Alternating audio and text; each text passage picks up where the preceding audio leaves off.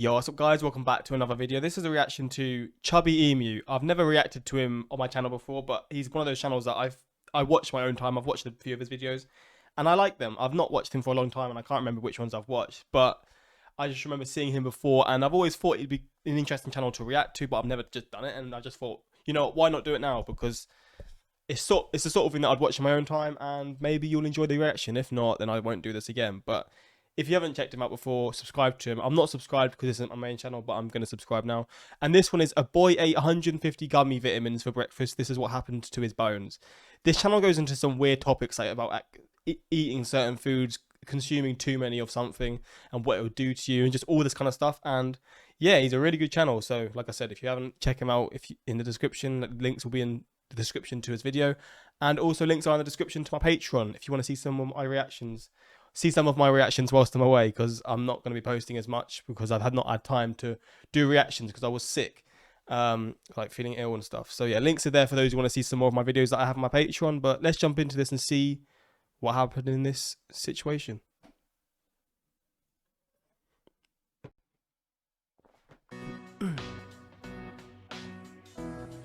A boy ate 150 gummy vitamins for breakfast. This is what happened to his bones. TJ is a 14-year-old boy presenting to the emergency room with muscle weakness, stomach pain, and a broken arm. Sitting in triage as he was deemed low priority by hospital staff, he begins to lose consciousness before slipping into a coma. You see, last spring, TJ and his mother had had enough. Coming home from school every day, TJ would see his dad wasted away in a drunken haze. One day, his dad went out to buy groceries, and he never saw his dad again.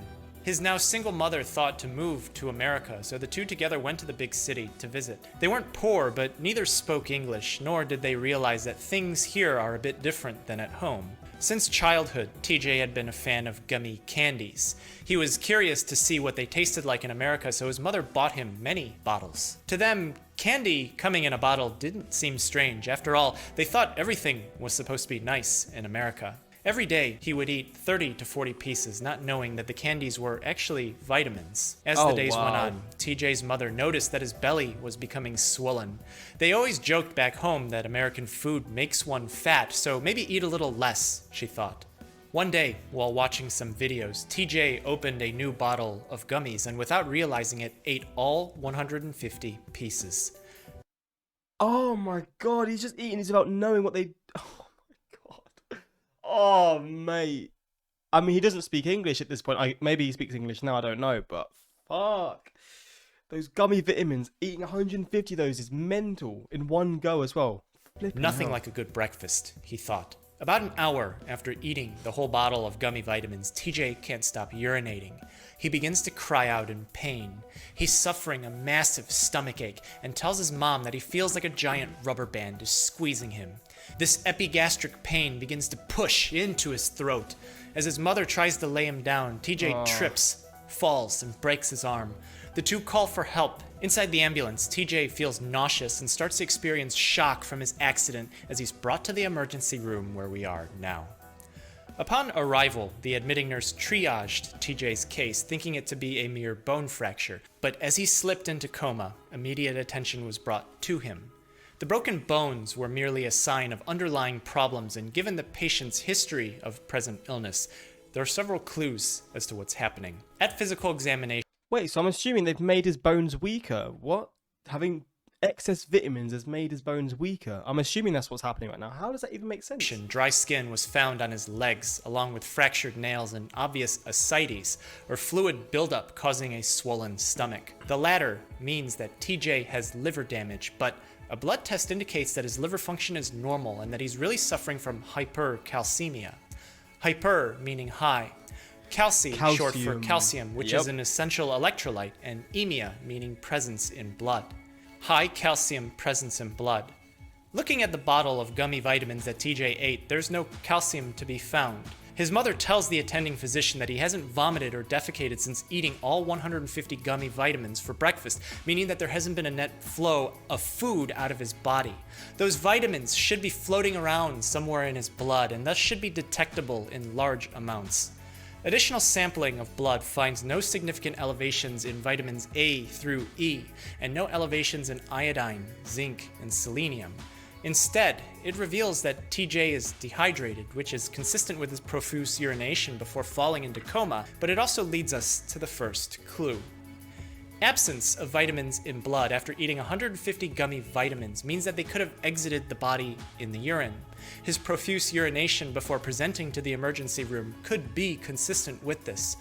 Vitamins B and C are classified as water soluble, meaning that they dissolve in water, concentrate in the kidneys, and appear in the urine. But this doesn't make sense for vitamins A and D, which are fat-soluble vitamins, meaning that they are oils, and because oils don't mix with water, these vitamins can't be urinated out.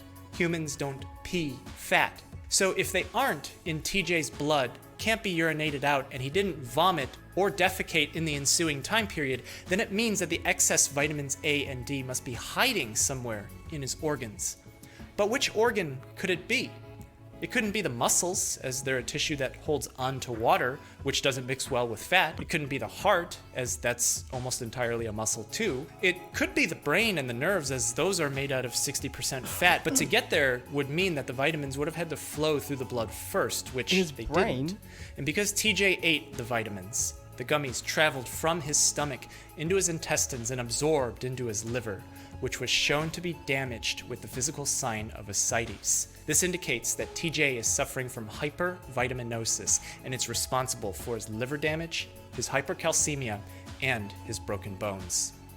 Transjugular liver biopsy, where a catheter is placed through the jugular vein in the neck, guided through the heart and down into the liver where a sample is collected, finds that TJ has an increased number of fat-laden stellate cells, meaning that vitamin A has been accumulating for some time in his liver, engorging the cells, causing them to die and form scar tissue inside the liver. This means that TJ is experiencing vitamin A-induced hepatotoxicity, and that the 30 to 40 gummy vitamins he ate like candy every day since arriving to America were slowly destroying his liver. This makes sense because in eating 150 gummy vitamins for breakfast, TJ had consumed 187,000 units of vitamin A in a single sitting. You would have to eat 720 eggs to have matched that vitamin A intake, and it's equal to 63 times the recommended daily amount. And because he would typically eat 30 to 40 pieces per day, which is 20 times the recommended daily dose, in addition to the other foods that he would eat, then we can conclude that his liver damage is because of hypervitaminosis A due to mistaken ingestion of gummy vitamins as candy. Vitamin A, formerly retinol, has been shown to be an antagonist on vitamin D action, meaning when there's too much of A in the body, then the effect of D could be impaired. But let's go back to the name of TJ's condition, hypercalcemia, high calcium presence in blood. Vitamin D acts by increasing intestinal absorption of calcium, meaning it increases calcium levels in the blood through more uptake in food. TJ didn't eat any extra calcium in his gummy vitamins, but he did eat 75,000 units of vitamin D, 188 times the recommended daily value. And if vitamin A blocks the effect of vitamin D and prevents calcium in the intestines from absorbing it. So it's not going into your bones or anything, it's going straight into your blood. It's just all the calcium just going into your blood because of the vitamin D. What? Then the source of his hypercalcemia must be coming from something breaking down and dissolving inside of his body, and the largest stores of endogenous calcium are the bones. Oh, so it is. Vitamin A is metabolized in the body to active retinoic acid, which is known to stimulate osteoclast formation.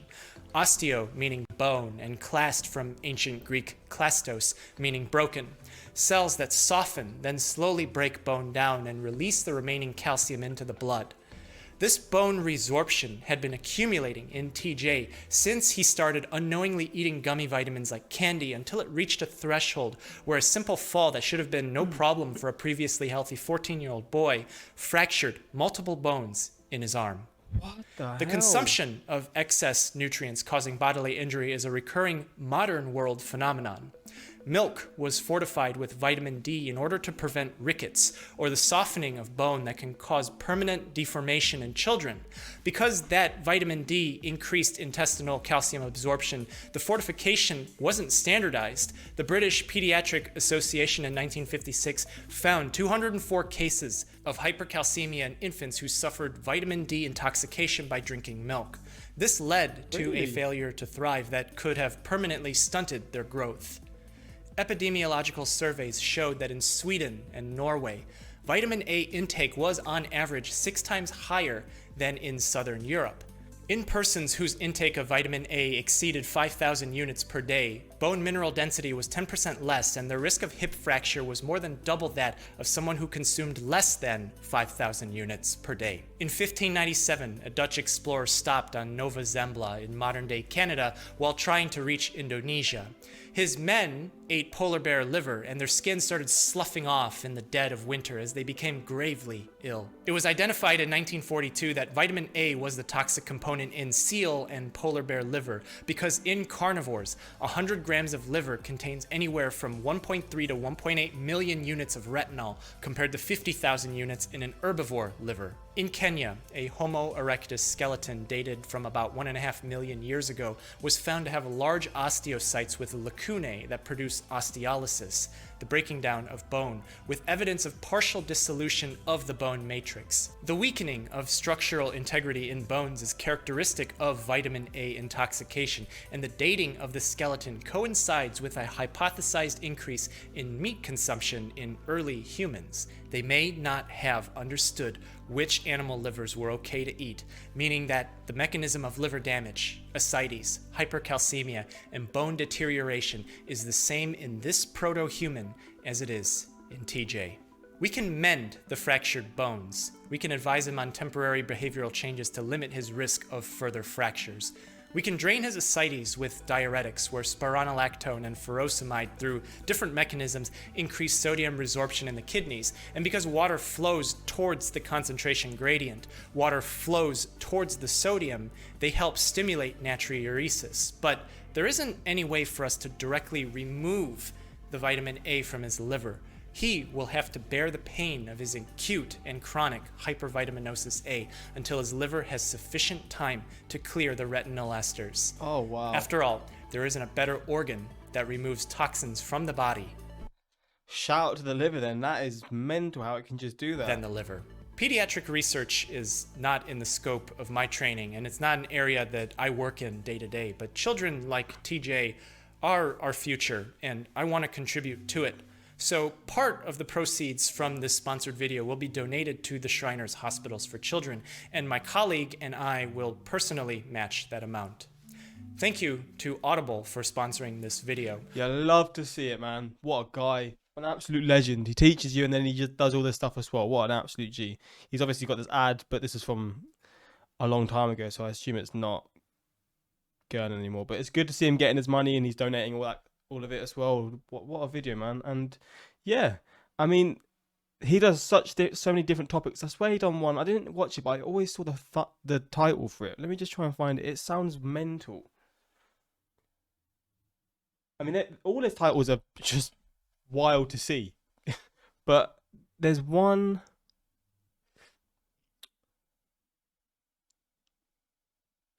I mean, I gave him like 12 energy drinks in 10 minutes. I mean, what do you expect to happen there? I made 5-day-old sushi. Where's the one that I'm looking for? There's one title that just it's mental. It's like brownies. It's like some brownies. Let me just search brownies. A boy ate 25 laxative brownies in 1 hour. This is what happened to his kidneys. Like, these titles are just wild, man. But yeah, maybe I'll check out some more depending on if you enjoy this or not. And like I already said, go check his channel out. He's a very good YouTuber. And I'm sure you all know who he is already. But yeah, this is the reaction. And until next time, like, subscribe, and peace.